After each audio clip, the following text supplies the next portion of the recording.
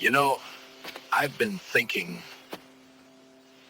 Before you continue, like and subscribe to see more untold stories of Hollywood legends and the moments that shaped cinema history. Now let's dive in. It was 2:47 a.m. in Los Angeles. The phone in Dean Martin's mansion rang suddenly, piercing through the quiet darkness. Dean picked it up, his voice still thick with sleep. Hello, but what came next would change his entire life. On the other end of the line was John Wayne, the king of Hollywood himself. And his voice trembled as he said something that no one outside these two men would understand for nearly 50 years. Dean, I need you. Not the other fellas. You. I'm calling because there's something I need to tell you before it's too late. Something I should have said a long time ago. Dean sat up in bed, his heart pounding. He had no idea that John Wayne was about to reveal a secret that would prove something he'd always wondered, but never dared believe. Let's rewind to understand why this phone call mattered so much. The year was 1952. Hollywood was at its golden peak. The studios controlled everything: the stars, the scripts, the public's imagination. And in this glittering but cruel world, there were two types of actors: those who were taken seriously and those who were used for entertainment. John Wayne was everything Hollywood wanted you to be. Tall, powerful, fearless. He was the American hero on screen, the gunslinger, the soldier, the man who never backed down. Off-screen, he commanded rooms. Presidents respected him. Other actors looked up to him. Directors fought to work with him. But beneath that tough exterior, John Wayne carried a secret pain. He had been married twice before. His first marriage fell apart because he couldn't balance love with ambition. His second wife left him, saying he was married to his career more than he was married to her. The rejection scarred him deeply. Wayne began to believe that his power and his fame meant nothing when it came to human connection.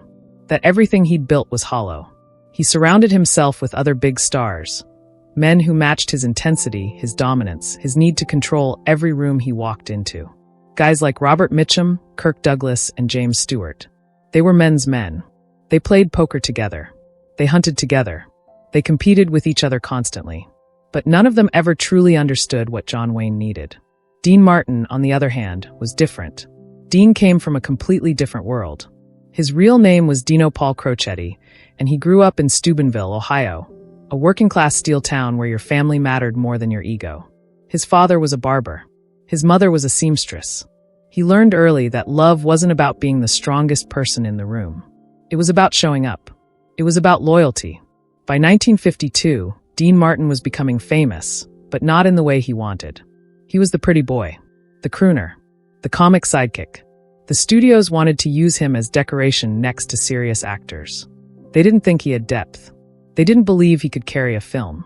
The Hollywood establishment looked at Dean Martin and saw someone to mock, not someone to respect. He wasn't invited to the same poker games as John Wayne. He wasn't seen at the exclusive clubs where the real power players gathered. When he walked into a room full of A-list actors, many of them smiled politely, but their eyes said they didn't see him as an equal. Dean Martin knew exactly what people thought of him, and it hurt more than he let anyone know. What nobody realized was that these two men, separated by reputation, by style, by the way they were perceived, had something in common. They were both lonely.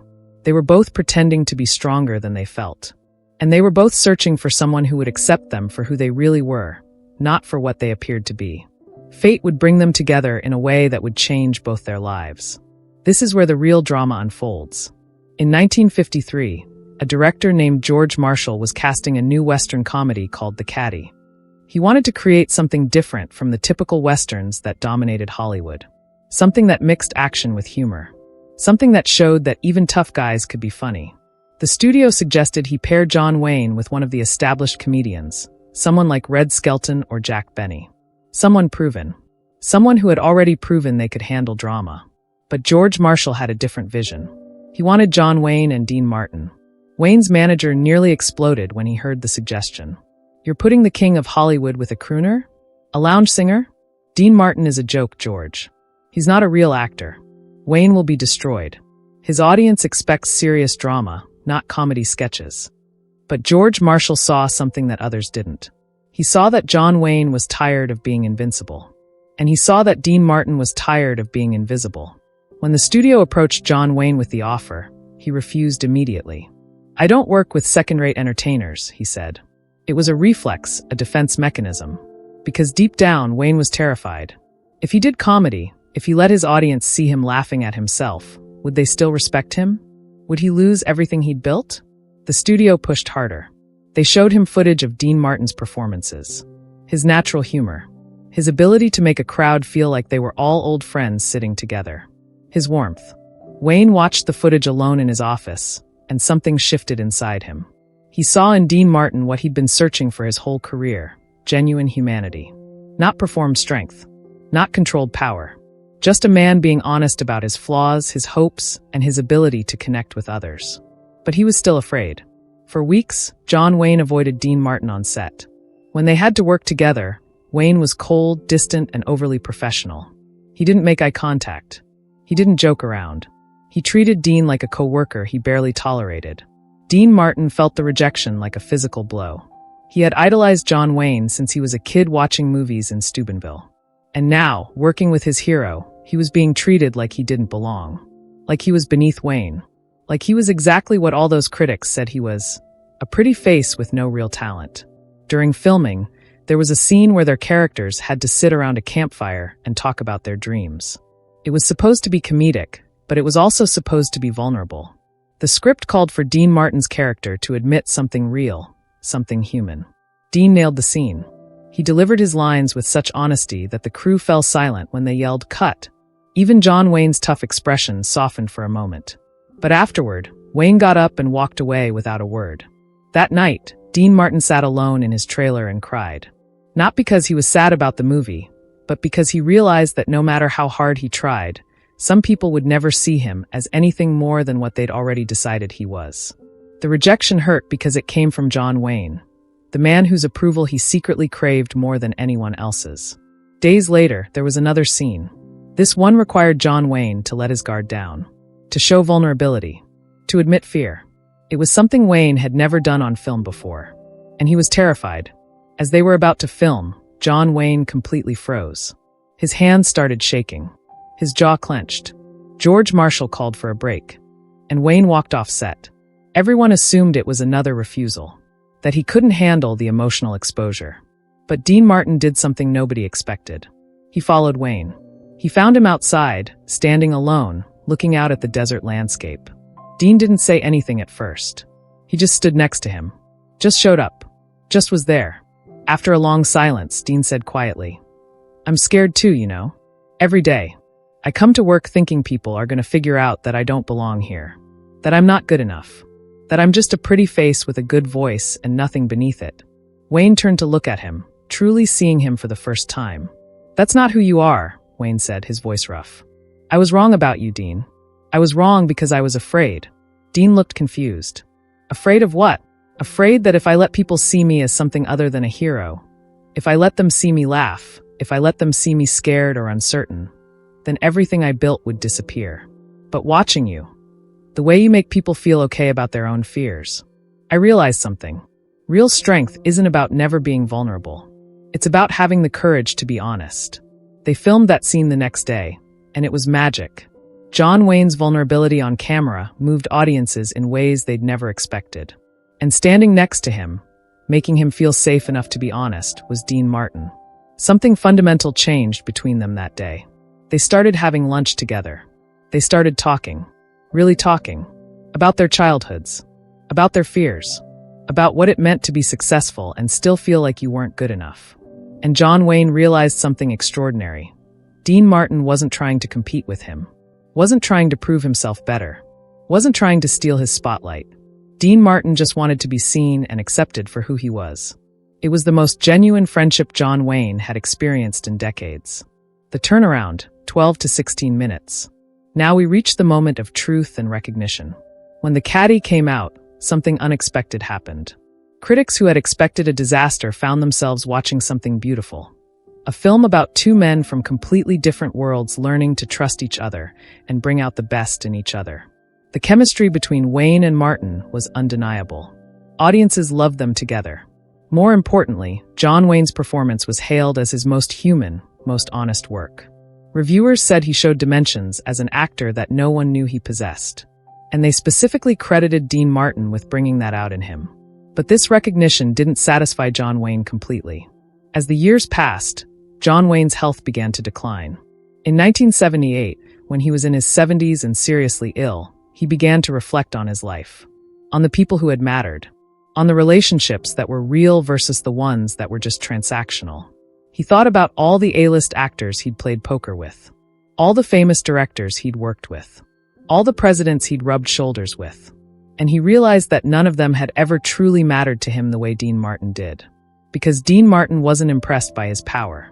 Dean Martin saw John Wayne as a person, not as an icon. And in all those years of friendship, Dean had never once asked Wayne for anything except his honesty and his presence. That's when John Wayne, alone in his home at 2:47 a.m., picked up the phone. He called Dean Martin not to reminisce about their film together, not to congratulate him on his continued success. He called Dean because he needed his friend to know something crucial before it was too late. "Dean, I need you to understand something," John Wayne said, his voice cracking with emotion. "You came into my life at a time when I was surrounded by people who wanted what I had. My name, my power, my connections. But you wanted to know who I actually was beneath all of it." Dean Martin, fully awake now, listened as his best friend continued. "I called you tonight because I realized I never properly thanked you. For seeing me, for accepting me, for being the only man in Hollywood who never tried to be like me or better than me. You just wanted to be my friend. And that saved me from a life of hollow victories." "John, don't talk like this," Dean tried to interrupt, his voice thick with emotion. "Let me finish," Wayne said. "There are people who are going to remember me for the roles I played, for the image I created. But you're going to remember me for who I was when the cameras weren't rolling. And that's the legacy that actually matters." There was silence on the phone. "I'm calling to tell you that you were never the second-rate entertainer they said you were. You were the bravest man I ever met. Because it took more courage to let people see you as you really are than it did for me to pretend to be a hero on screen." Dean Martin wept on the other end of the line. "You picked me, John.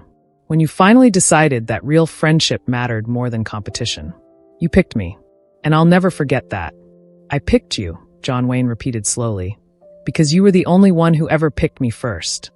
The lesson, 16 to 20 minutes. Now we explore what this story teaches us about life, friendship, and what truly matters. This story isn't really about two famous movie stars. It's about something much deeper.